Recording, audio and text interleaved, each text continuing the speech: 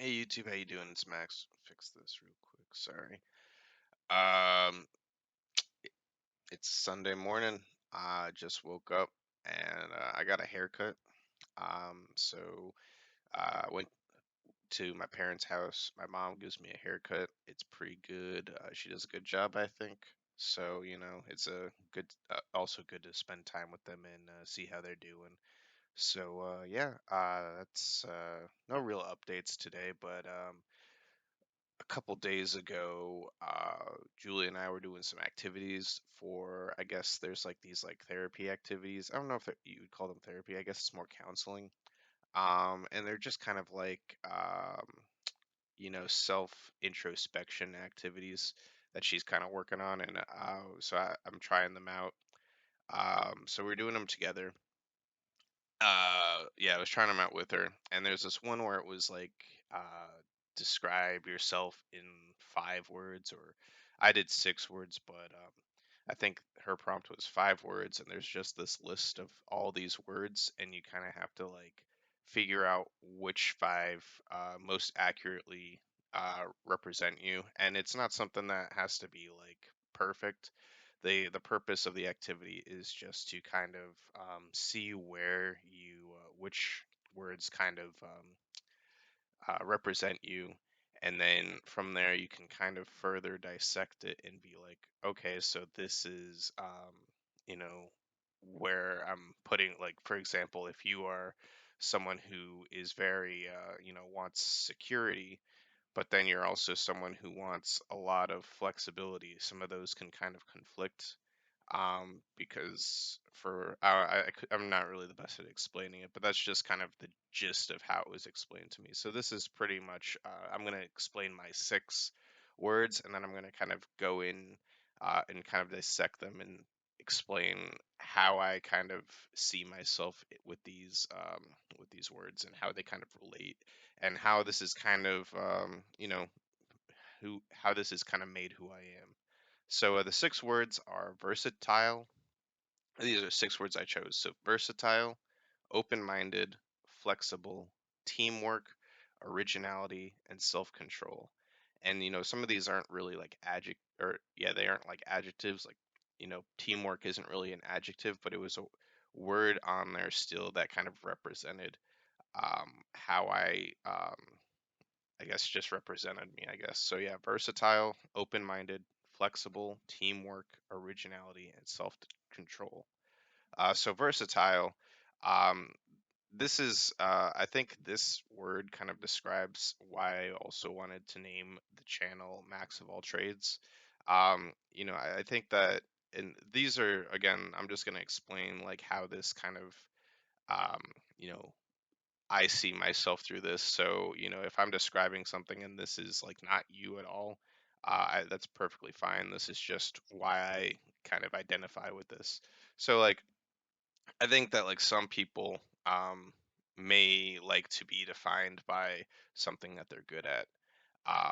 And I feel like for me, that's kind of like not what I want to do in life. I don't want to be defined by like a single identity. I like to have like a handful of different, and I may have said this in previous videos, but kind of like all these different puzzle pieces that you can kind of learn to connect the dots. And then when you are able to get all these puzzle pieces and connect the dots, you see the full picture of who I am, rather than just kind of having this cognitive bias of associating me with certain labels.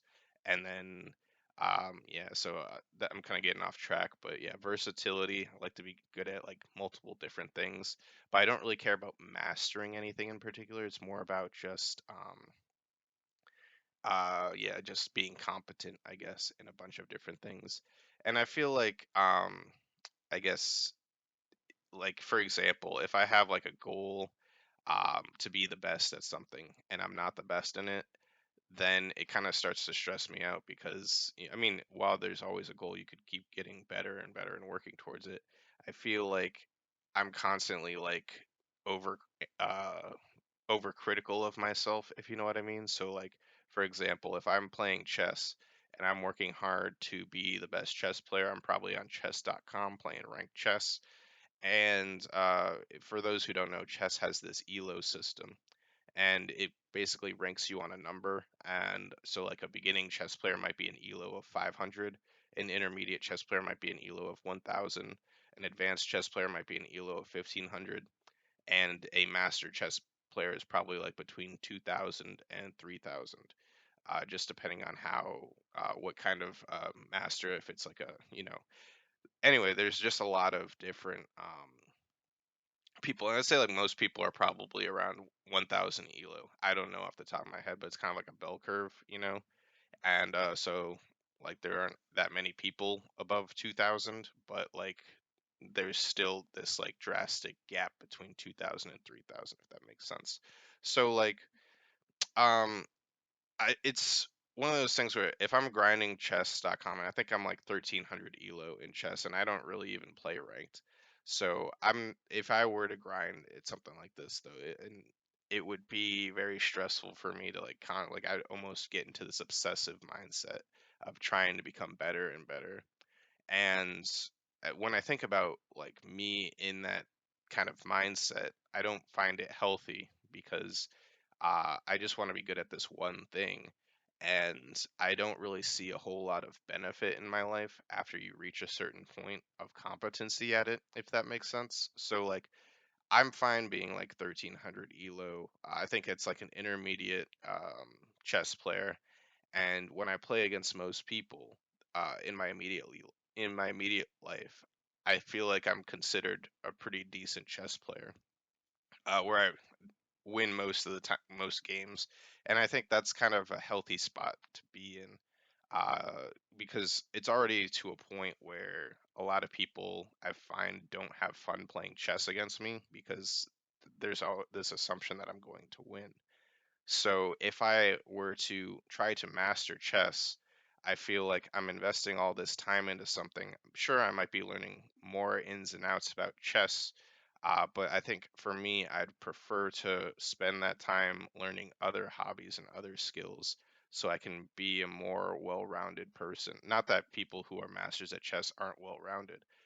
Just I guess for me, I have the kind of mindset where if I wasn't if I didn't have versatility on the mind, I might try to invest too much time into something that I don't really need to be good at. I don't know if that makes sense, but I feel like that's the best way I can explain it. And like, yeah, so I'm not saying that like I think it's bad to be exceptional and master something. I just think that yeah, I'd rather be like proficient in many things than be a master.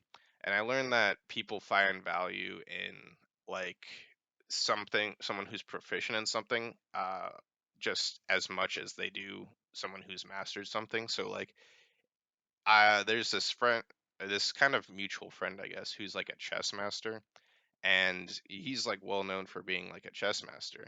But like if you were to like if I think about like people who are like good at chess, I'm like, oh, this guy's proficient in chess, this guy's a master at chess. And if I don't know a whole lot about chess, then I kind of see those two as like very similar. um I don't know if that's just me, but that's just kind of the vibe I'm getting. Like if I don't know anything about building houses, and there's this guy who's he's built houses before, that's the only thing I care about is this guy knows more than me about building houses. Therefore, I think he's a master at building houses. Whereas he may not be, he might just be proficient. He might be like, oh, well, I'm not like this guy who's a master at building houses. But from my standpoint, as a, not someone who doesn't build houses, I value that guy who's just proficient in building houses. And I kind of want to be that guy who is just valued for being proficient in things rather than someone who's mastered a bunch of things. So I don't know if these analogies are making sense, but I guess this is why I want to be like versatile, as opposed to some sort of master. And yeah, I also just want to reiterate, I'm not saying that chess masters or anyone who masters something are wasting their time, because becoming a master often leads to being very successful in that certain area of what you're mastering. And if you are, very happy with your life, and if you're successful and maybe you're doing this for a living, and that's what you want to be doing for a living, then I think that's kudos to you. And Um, that's kind of the dream, if you will. I don't know if there's anything that particularly stands out to me that I would want to do for a living. I think I just enjoy doing different things. So, yeah, I guess that's why versatility is on the list. The second word is open-mindedness. Now, when I talk about open-mindedness, I'm referring to being open to things that turn you off. So like things that you don't want to do, but you're open-minded to try them anyway, if that makes sense. So if you are, let's say you don't like green beans for whatever reason, and you see green beans and you're like, ah, no, I know I don't like those. I'm not going to try it. When I'm talking about open-minded, I'm talking about trying them anyway, or just sucking it up and doing it anyway, even if you don't like it. Is kind of like what I mean by being open-minded. And I think that so I'm not saying that like other people aren't open-minded. I'm just, I guess, saying that like it's one of those like top 6 words that were on this like list of 200 plus words that I think describes me because I mean, I could be wrong, but I think that I am, on average, more willing to try new things than most people that I meet. And I'm not saying that like uh, this as like I'm better than anyone. I'm just kind of saying that like that's just a personality trait about myself, which is why I wanted to add this to the list. And I'm not saying that I'll try anything that like, so like for example, things that are like obviously going to hurt me, like jump off a cliff. I'm not gonna like do that, obviously. But like if it's something that's like an activity or a food that I don't think will be like, if it's an activity I don't think will be fun, or a food that I don't really think I'm going to enjoy, and I'll most likely try it and do it anyway, if that makes sense. Um, I won't like complain about it usually or whatever. I think that this is kind of like talking like so when I'm relating these two, I feel like I need to like put this out there. I'm thinking of like the Dunning Kruger effect. And I'll try to relate these two together, relate everything together. But like, so in the Dunning Kruger effect, I might be going off the tracks here, but I'm gonna try and put it back on. So there's this thing called the Dunning Kruger effect, and it's pretty much like the more competent you are in something, the more the more it's like a competency and confidence kind of chart. And so the more competent you are, the less competent you are, um, you might get more confidence as you're like learning, because you're gaining all this new information and you're thinking that you're becoming an expert in it. But eventually you'll get to this point called Mount Stupid, where you're so confident in this thing that you're not very competent in, that you just you're just on this peak of Mount Stupid. And once you kind of learn a bit more, your confidence plummets very, very much, and you're very unconfident about things. And then eventually you'll kind of start going up this slope of enlightenment, and that's kind of like when you realize how much depth there is at this one thing. Um, so why I'm kind of doing a little tangent of the Dunning-Kruger effect while I'm talking about open-mindedness is that my goal is to kind of get to Mount Stupid on everything that I like do in life, and kind of hit this rock bottom and then go on this slope of enlightenment. So this is even when it comes to like, for example, we'll go to the whole chess analogy. So like, if I, for example, don't like chess, I might be at like 500 elo starting chess for the first time. I lose all my matches. My goal is to work on my chess skills until I can probably get to like 1200 elo. Kind of hit that point of Mount Stupid, and then kind of see the vast amount of depth that there is between like a 3000 elo player and a 2000 elo player. Not necessarily get to the top of the slope of enlightenment, but just be able to like start building up on that slope of enlightenment, so that I'm at least aware of the depth of this kind of thing that I don't enjoy, rather than if I never were to be open-minded about it, I would still be that 500 elo player that might be on that Mount Stupid. So the whole goal, I guess, of this versatility and open-mindedness combination is to get myself exposure to many different things in life, and then to sort of not really master them, but be proficient enough in those things to a point where I can see how complicated it is and just use that as a frame of reference for things that I do in life as I continue to try to be more versatile in more things and be open minded about more things that I don't really enjoy doing. So I'm not sure if this makes a whole lot of sense, but I guess another example, if like you don't really understand or know chess, let's say a Chinese food. So Chinese food is something that I don't particularly enjoy. But sometimes we'll get Chinese food takeout when we're like hanging out with people or something. They're like, "Oh, I'm really in the mood for Chinese." And my first initial thought process is I don't really enjoy Chinese, but I'm not going to make a fuss about it. I'm going to just try something new. And how I think that this is beneficial in my life and how this kind of relates to the Mount Stupid principle with Dunning Kruger, the Dunning Kruger effect, is that I don't think that I have enough. I think I'm still on the Mount Stupid with Chinese food. I don't know if there's any, like, there's probably something that I enjoy on the menu. So I need to keep trying it and keep getting exposure to different Chinese foods to see what I kind of enjoy and what I can kind of once figure out, like, once I'm past that Mount Stupid and I find something that I like, because I'm bound to find something. Like, I think that if I keep this mentality of there's nothing on the menu that I'm going to enjoy, then I'm just continually on Mount Stupid. I'm confident that there's going to be something that I enjoy, then that's the point where I'm not on Mount Stupid anymore. I may not be like a very knowledgeable person about Chinese food, but at least I can kind of appreciate something on the menu, if that makes sense. And so this happened to me a while ago, and now there is something on the menu that I enjoy, and it's called like these Mushu tacos. Mushu, kind of like the dragon from Mulan, I guess, but it's kind of like a just a taco that has like veggies and chicken in it.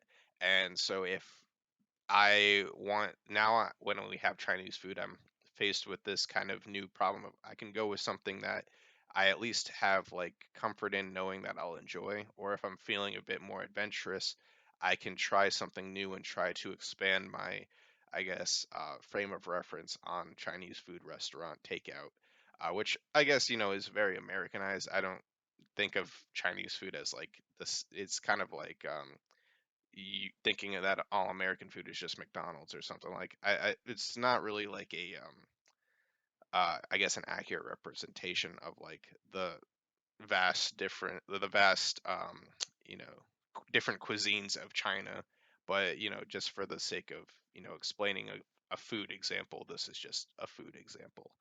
Um, so yeah, overall, what I'm trying to say with this food example is that um, if I were to maintain this thing of I don't like anything on the menu, then I would, still be on Mount Stupid, in my opinion. Just because if this describes you, I'm not calling you Mount Stupid or anything. This is just how I kind of critique myself. I'd be on Mount Stupid, but because I'm uh, finding something that I can kind of cope with, I have reached that checkpoint of that kind of area of my life. I'm not an expert in it. I'm just a little bit more proficient. And so every day it's just trying to get more and more proficient with new things. I think this is going to be a long video because I'm already at like 20 minutes and I'm only 2 out of 6 of these. But yeah, pretty much just trying to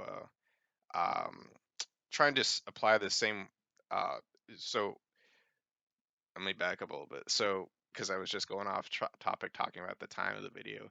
Um, so like while this is like an example of like a hobby and like a food, I think that this also plays an important role in concepts like when you talk about political issues or religious issues with people.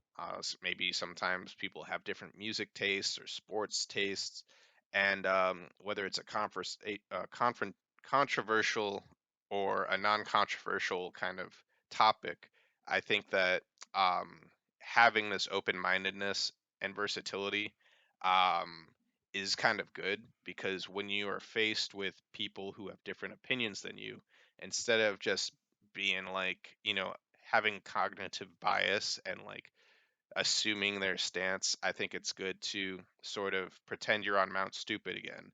And instead of be like confrontational with them, I think it's good to sort of learn about their individual views and why they have those individual views rather than trying to label them as something. So I think that's just like another area why I think being open minded is good, especially when, talking to people who have not only a different cultural or worldview than you, but when that culture or worldview conflicts with your culture or worldview. So that's all I really want to talk about, open mindedness. Going to move on to flexibility. I think this one's going to be a little bit shorter because it's sort of similar to being open minded, but just a different kind of aspect of life. I think the main thing about being flexible is being able to compromise. Whereas open minded is, I guess, just kind of like broadening your horizons. I think that being flexible is being able to adjust your life and being able to compromise with other people, is how I kind of define it. And I think being able to be flexible and being able to compromise and being able to adjust your life are key attributes to have when maintaining relationships with other people. Because at certain points, you're going to have different, you're going to have different goals and aspirations than maybe some of your family members, or you may have different goals or aspirations than like your spouse, or goals or aspirations than your friends. And I think it's important to be flexible in these relationships, especially because you want, it's, I think it's, if you are unable to be flexible, I guess, you're only focused on yourself. I think it's good to be like, you should stand up for yourself. But I think if you're overly rigid and unflexible, then I think that that is sort of, at least for me, that's kind of a pet peeve of mine, seeing people who are unable to compromise, unable to be flexible with other people. They sort of come off as high maintenance. And this kind of view that the world revolves around them is kind of how I see them sometimes. And this doesn't necessarily mean that like I avoid these people. It's just something that I actively take note of in my mind. And if this describes you, I'm not trying to say this to throw you like under the bus or tell you that you're doing something wrong. I'm just saying that this is how I kind of interpret this. And I feel like if I was in this position of like getting this thing, it would almost be like a wake up call. Like maybe I should be a little bit more flexible around other people. Maybe that's why, if, I mean, this may not describe your relationships. I'm just kind of thinking about how I um, would be interpreting this. Like, if, for example, if I'm having like negative relationships with my family or negative relationships with my spouse, and I'm hearing someone tell me that I'm being high maintenance and that the world revolves around me and that I'm being inflexible, I think it's good to really, relating back to Mount Stupid, to be like, am I on Mount Stupid? Is there something in my life I could change to improve my quality of life? And so I just think that you don't have to be the most flexible person in the world, but I definitely think that getting from Mount Stupid to that slope of enlightenment level, in terms of flexibility, is very critical to having a social, a successful social life with other people. I just think that that's something that I value, and just wanted to talk about why I value it. So that one's a little bit shorter. Hopefully that makes sense. I don't know. The fourth one is teamwork, and this is kind of, a piggyback word off of all these ones, but just kind of taking it from a different perspective again. um, I try to think about teamwork with my relationships with people, and I think a lot of these are very relationships with other people focused. Um, But what I mean by this is I like to look at my relationships from a cooperative standpoint. Um, in the past, growing up, I felt like I was always comparing myself to other people, and I would describe that as more of like a competitive standpoint. So I'm constantly, from a competitive standpoint, I feel like you're constantly like in school, you're comparing your grades to other people's grades, and that's like a competitive mindset. Whereas I feel like a cooperative mindset is more, instead of being like this person is better than me or this person is worse than me, a cooperative mindset is more like this person has these skills that I don't have, and I have these skills that they don't have. So while it's kind of comparing each other, I think that you're focused on um, what's good about you and what's good about them and how they can kind of complement each other, or be like, I can help this person with math if they're not good at math, but they can help me with science, that kind of like cooperative kind of mindset. And I feel like this sounds very like almost robotic to kind of like categorize people by their strengths and weaknesses, and some people may not enjoy doing that, or might find that to be a bit weird. Um, but I think that it has a benefit for helping me value people whom I might otherwise have negative feelings for, if that makes sense. So if there's someone who I think is just very annoying.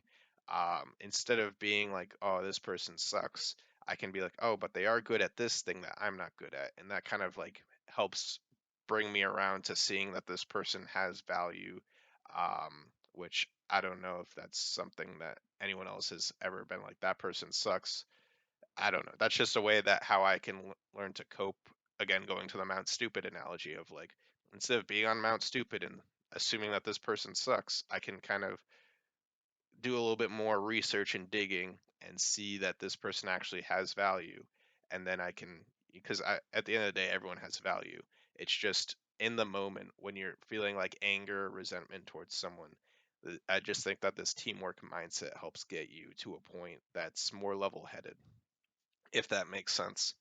Um, yeah, I think this is also like, so I feel like I need to address this. So I come from playing like hockey, and that's very team oriented. So you're kind of defining people by certain statistics like stick handling or shooting or passing or skating. But then I also play a lot of like video games that are cooperative. Like if you're playing like an RPG where you've got your damage dealer, you got your tank, you got your support. And so these are just kind of like, I guess, frames of reference that I'm kind of like reaching for when I'm, kind of categorizing people. But instead of calling them like a tank or support, I'm just calling them like, this person is like extroverted and this person introverted, kind of like Myers-Briggs. So this is just kind of me trying to explain all these frames of references from my life of how I kind of identify and assign roles to people and what they're good at or bad at. So, like for example, I am on average really I would have a low extroversion score, whereas someone else might have a high extroversion score, and that's not really necessarily good or bad.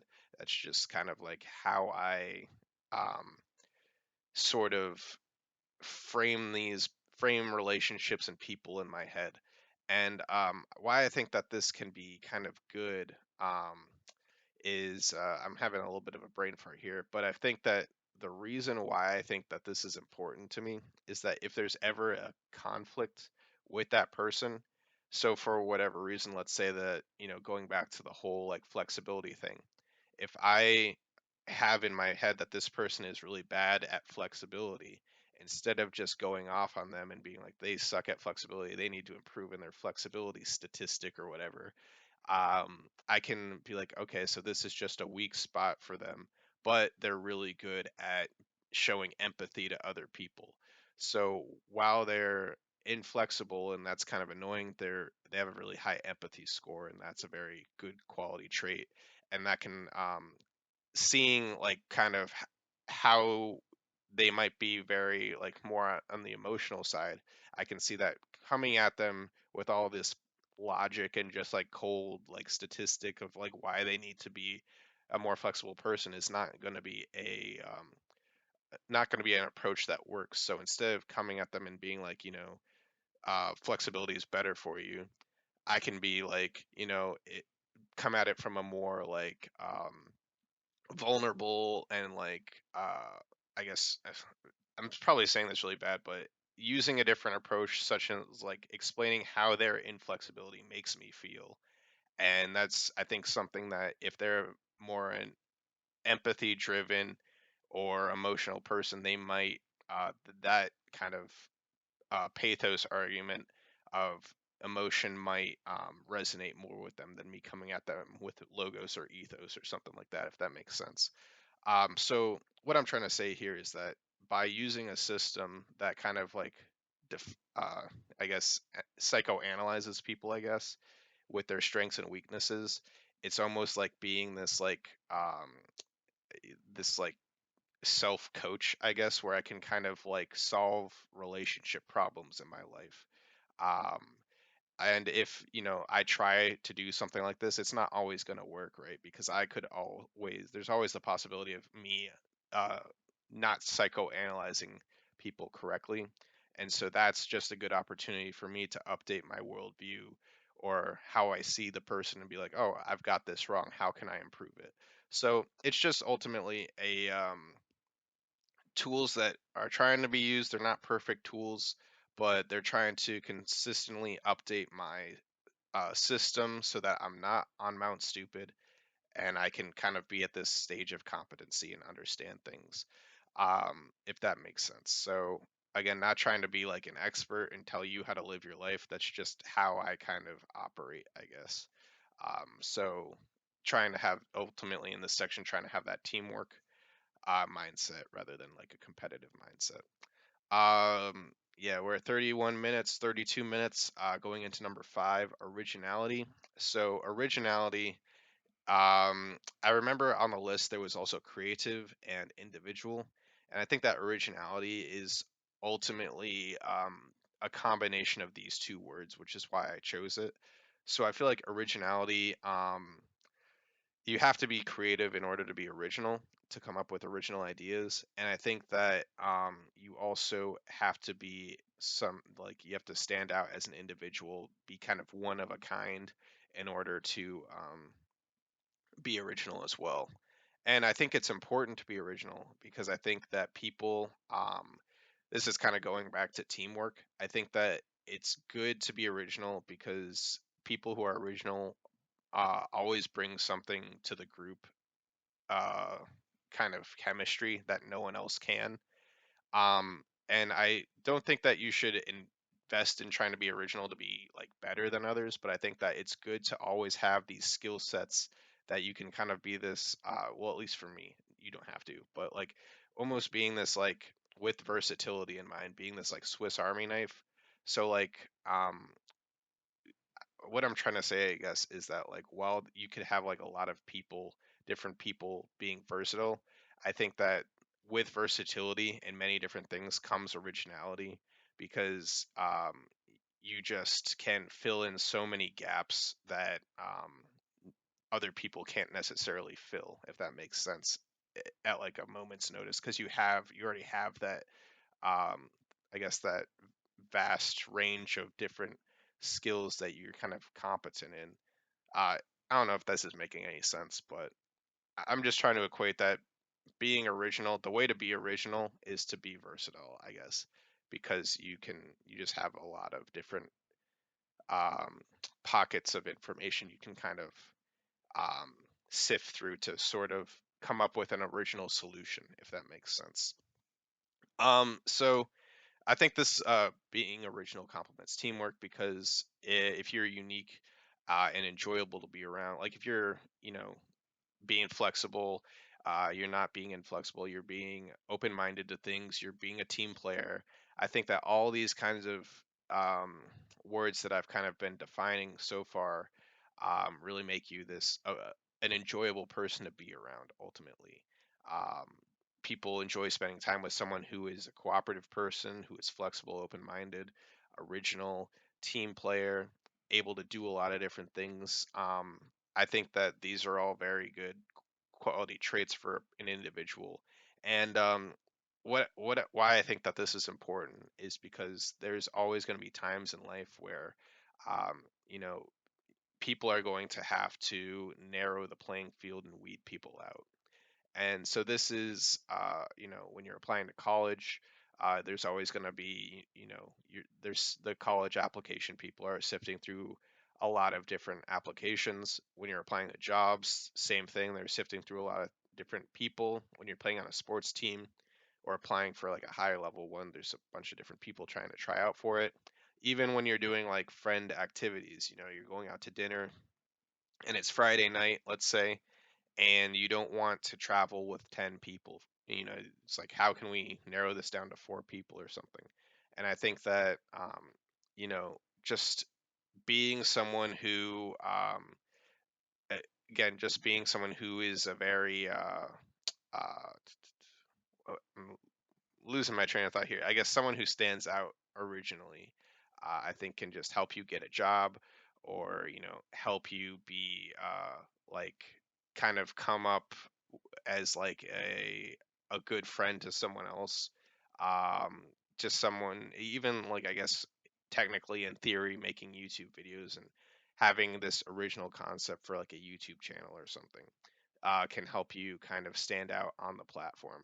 I just think that, I guess, being original is, about finding a good balance. I guess, like, what I'm trying to think of right now is you don't want to be too original to the point where you're kind of being, uh, un unrelatable. So like, I don't think you should be too original. I think that you should find this good balance of being relatable and down to earth. But also, I think that the original part is, just providing interesting information or a fresh perspective on something. I feel like I'm just kind of talking out my ass right now. But yeah, I'm not trying to say that everyone has to be original, or has to do any of these values. I feel like I'm just kind of going off and having brain farts this whole time. But this is just conversational, so we'll just keep going. One more word, I think, because I think that I'm just kind of, I went off the tracks too much on original. So, one more word is self-control, and I think that this is probably the most important word on the list. If you're still watching this 37 minutes into the video, then kudos to you. But so probably not good to save it for last. But I think that self-control is basically your ability to control your emotions and behavior in difficult situations. And I think this is very much linked to this idea, philosophical idea called Stoicism, which is basically a discipline on, how you are trying to, I guess, gain wisdom, through the enduring of pain and hardship, without showing any complaints or bias or feeling. And what I mean by that is like, well, I don't recommend that everyone should live their life without emotion. I think that it's probably, but I think that like being stoic in times of hardship is, very good advice that I received for my own life.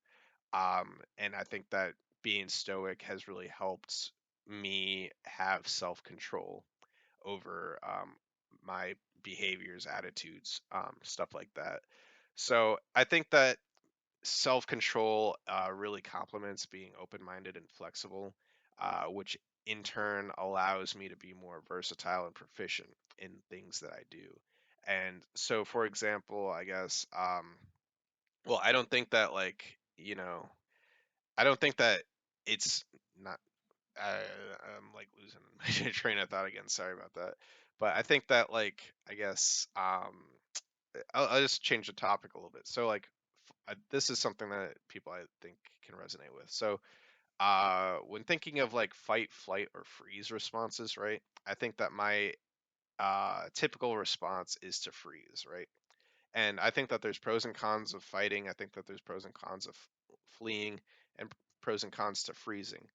And I think that freeze kind of gets a bad rep sometimes because it's like the idea, I think, of doing nothing. But I think freezing actually gives you the opportunity to think the situation through before acting. And I think that in most cases in life, they aren't really life or death. Um, So developing this habit of freezing before acting, there's, oh, I mean, if it is a situation that's very, you need to be prompt in making a decision, I might do something else. But for your typical thing, I think freezing allows you to sort of assess the situation. You can kind of really see, like, is this a fight that's worth fighting? Is this something that I should run away from right now? Or can I learn information before fighting or learn information before running away?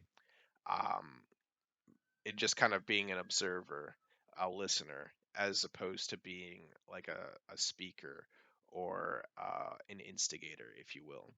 And I think that ultimately this freeze relates to self control because it helps me kind of, again, relating to the Mount Stupid thing. If I act too recklessly while I'm on Mount Stupid, that could be a choice that puts me in a situation that's worse than the situation where I'm in that fight, flight, or freeze response. So if I like choose to fight someone, that could get me in trouble. If I choose to flee the situation, I could lose information. So I think that that's why I like the freeze of the fight, flight, or freeze because it gives you information without having to commit to anything. But you still can commit to something once you get that information. And over time, as you're freezing and gaining more and more information, you're becoming more versatile. And then that freeze action doesn't take as long um, the more with experience. So I could freeze for like a second and then come up with a new solution to act after freezing, if that makes sense. But I think that just I have the instinct to freeze and assess, and with practice, this kind of the time that it takes to freeze and process doesn't take as long. I don't know if that makes any sense. But I guess it kind of also relates to this quote: "What doesn't kill you makes you stronger." Um, and I'm sort of kind of like uh, low key a believer in that. Kind of like I kind of think of it with like evolution. If you and just kind of learning in general, where if you expose yourself to difficult situations, you learn from it. Kind of like you learn more through failure than you do through success and victory. So pretty much just trying to endure hardships, endure failure, and just kind of trying to play. You're in certain situations with a disadvantage. Don't think of that as a curse. Think of it as kind of like this opportunity to become more comfortable with that thing that may irritate you in the moment.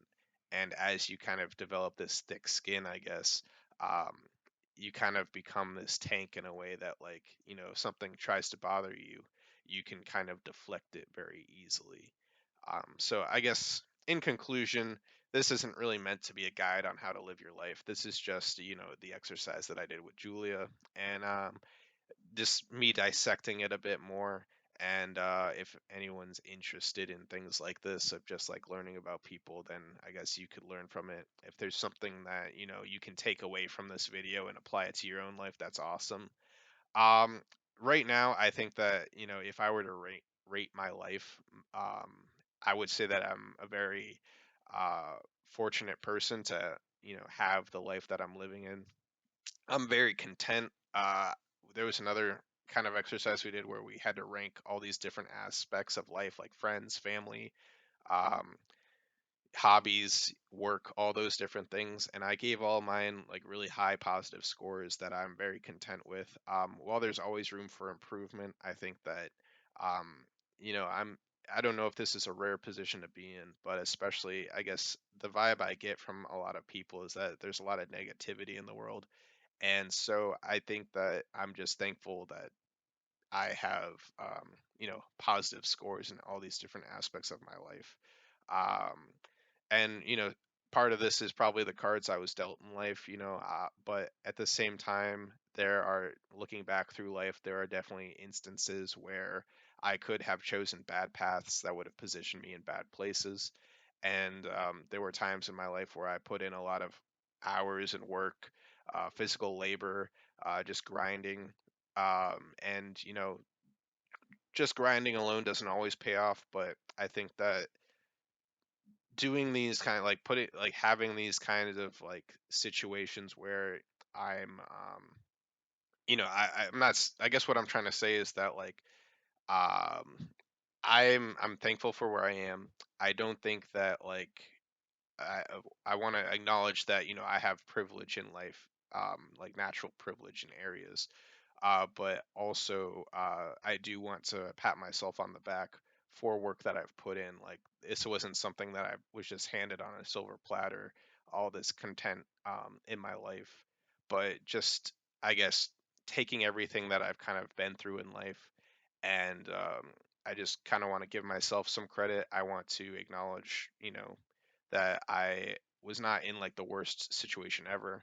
I also want to acknowledge that I'm not in like a great crazy situation, but I'm in a content situation, I guess you could say.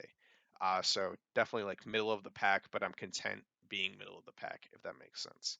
um, so I guess what I'm trying to say is I think it's good to pat yourself on the back when you deserve it. I think that it's good to have a positive outlook on yourself, good to have a positive outlook on life, and I think that having these six kind of qualities really contributed to me being content where I am in life. And I guess that's all I really wanted to say. Um, that it's great. It's a great feeling, and I hope that everyone can experience content in their life um, on a regular basis, as I'm doing. And yeah, I just want everyone to, have a good day, experience good feelings. I feel like I've fucked up a lot this video. It's very long, but it is what it is. We're continuing learning together. So one day at a time. Have a good one. I'll see you later.